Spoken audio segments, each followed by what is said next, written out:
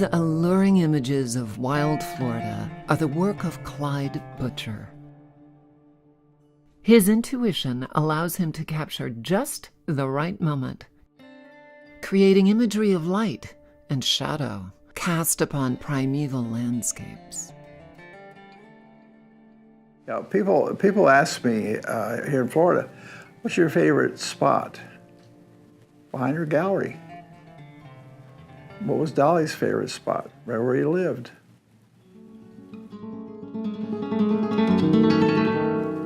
I mean, that's what a true artist does, is he reflects where he lives.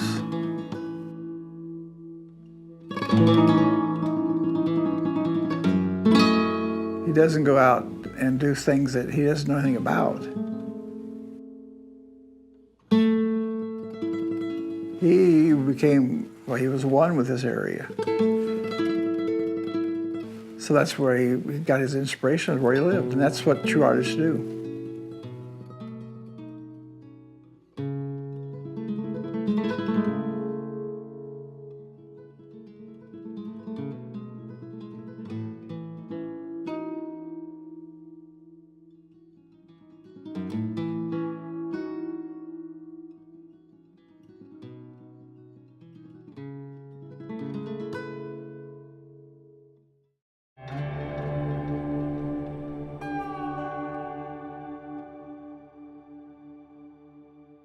Butcher has been shooting photography for over 65 years.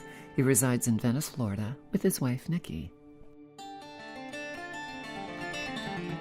I started my photography career at 7 years old, and when I was 9, my folks took me to national parks. And I moved up to a twin-lens Yashica 127. I was really top. And I started photographing, and because I think my dad was really into CC camps, and he did photography for the hobby. So I think he encouraged me. As an architecture student, Butcher found photography useful. But it was during a trip to Yosemite National Park, when he discovered Ansel Adams' work, that his interest in photographing the natural environment took hold. Butcher married his wife, Nikki, also an avid photographer. They had a daughter, Jackie, and their son, Ted. Butcher traded a career in architecture for photography when his photographs began selling at small art shows and eventually department stores. He then combined timepieces with his pictures and began manufacturing photo clocks. Slim margins in the gift sales industry led to the tough decision to sell the photo clock business. The Butchers moved from California to Florida with their sailboat in 1980. In Florida, Butcher was introduced to the Big Cypress Preserve and the Florida Everglades, which he began photographing in color. He also discovered the Dalis Museum. I had heard about Salvador Dali in school, and the museum had just opened up in St. Petersburg, just in '82.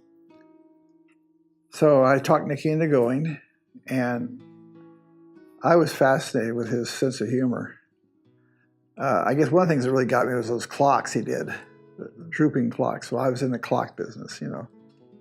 Inspired by his visit to the Dalis, Clyde began experimenting with techniques. I got transparencies. I went to NASA and got a bunch of stuff from NASA, from their archives. I had this boat I photographed, it was called Flying Dutchman, and I had photographed a lot of stuff in color. So I got a series of color slides, and I enlarged those on a piece of color film. Do the exposure, take it down to the lab, I had to process it, I had to make a print. It took a while to get these things figured out. It was a period of discovery. I did the Flying Dutchman. It's a sailboat between the Earth and the Moon. So I was doing this to find myself, I think. And luckily, in the meantime, I eventually found Florida, and kind of history since there.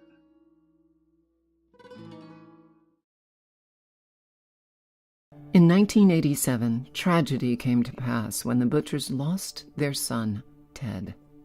There was June 15th, our son was killed at a traffic accident. And it took a while to, well, we were really confused to what to do.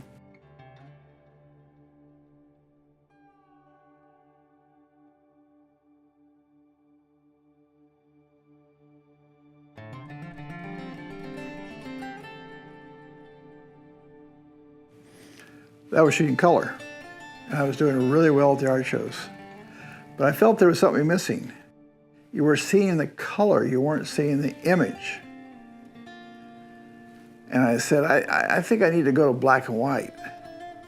And of course, now, the sales in color were like 20 times more than people are selling black and white. So this is not a very good business decision. So I took that first shot of the dunes and I converted it to black and white. And I said, I like that. Butcher's new black and white photos recall his inspirations, Edward Weston and Ansel Adams.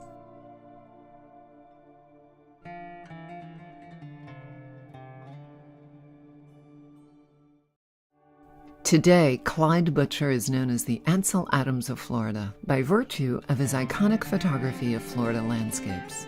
Butcher has collaborated with conservationists to help bring to light not only the beauty of the Everglades, but also the importance of protecting Florida's natural environment and wildlife.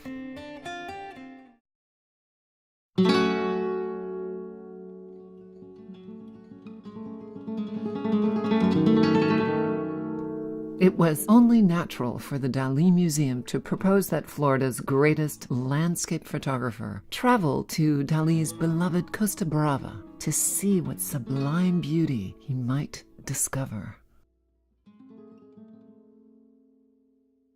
And when you see this church, basically that one church is, I think, kind of like the center of town. So there's a center of the community. And I noticed all the people seemed to know each other, which you don't find in large cities. And they were very friendly people, very friendly people. We had a lot of interesting food to eat too there. But then we got exploring the area, and I said, oh, this reminds me of Monterey.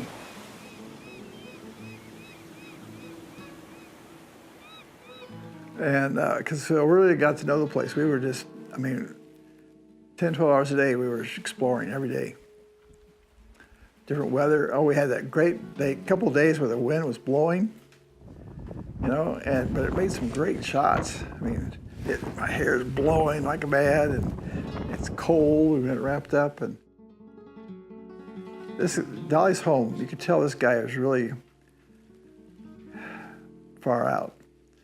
Every part of it was a different experiment, a different piece of art.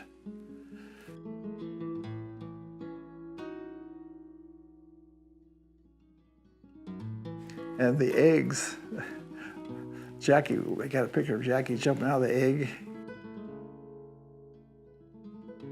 The fishermen just bring their boats up in his yard, and because he was connected to, I think, the people there.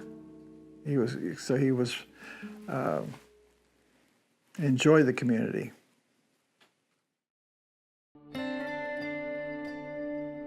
Butcher is known for using large format cameras to produce massive prints with striking detail. For this project, he chose a smaller, more mobile, digital Sony camera. As this exhibit demonstrates, the results are as successful as his large format camera work. Most people with digital cameras are just out there banging away. And I shoot digital just like I shoot film. I wait for the composition, the light. Some days we took 2 pictures. It's hard to explain to people that I don't shotgun shoot. I bet there's not more than 20 shots I didn't use. It's all. If you can't see it, you can't photograph it. And people try to create something that's not there. So this is my camera. and the heart and the eye is the camera. Clyde Butcher's photographs of Dali's Catalan world bring to life the vistas, inlets, and the geological delirium which Dali embraced from his childhood to his death.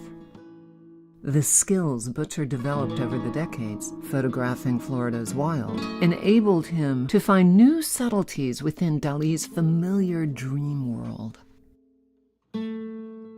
But when people see the exhibit, I would like them to be able now to relate to his paintings, so that you can say, oh gosh, that's what inspired him to do this painting.